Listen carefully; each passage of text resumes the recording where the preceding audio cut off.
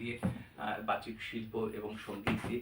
আমার ডান পাশে বসে আছেন বাচিক শিল্পী, মানে তার কণ্ঠ থেকে আজকে সকালটা সত্যি আমি খুব এনজয় করেছি আর কি। তো এই পর্বে কি শুনবো আর কি?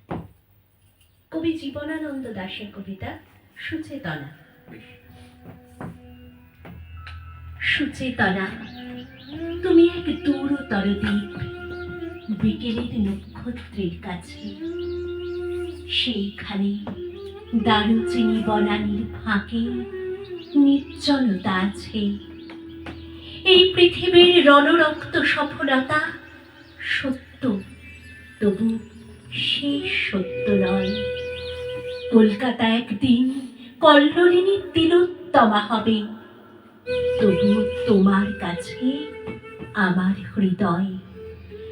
আজকে অনেক রূঢ় রৌদ্রে ঘুরে প্রাণ, পৃথিবীর মানুষকে মানুষের মতো ভালোবাসা দিতে গিয়ে তবু দেখেছি আমারই হাতে হয়তো নিহত ভাই বোন বন্ধু পরিজন পড়ে আছে। পৃথিবীর গভীর গভীরতর অসুখ এখন, মানুষ তবু ঋণী পৃথিবীর কাছে। কেবলই জাহাজ এসে আমাদের বন্দরের রোদে দেখেছি ফসল নিয়ে উপনীত হয়। সেই শস্য অগণন মানুষের সব থেকে উচ্চারিত স্বর্ণের বিস্ময় আমাদের পিতা বুদ্ধ কনফুসিয়াসের মতো আমাদের প্রাণ মুখ করে রাখে। তবু চারিদিকে রক্ত ক্লান্ত কাজের আহ্বান।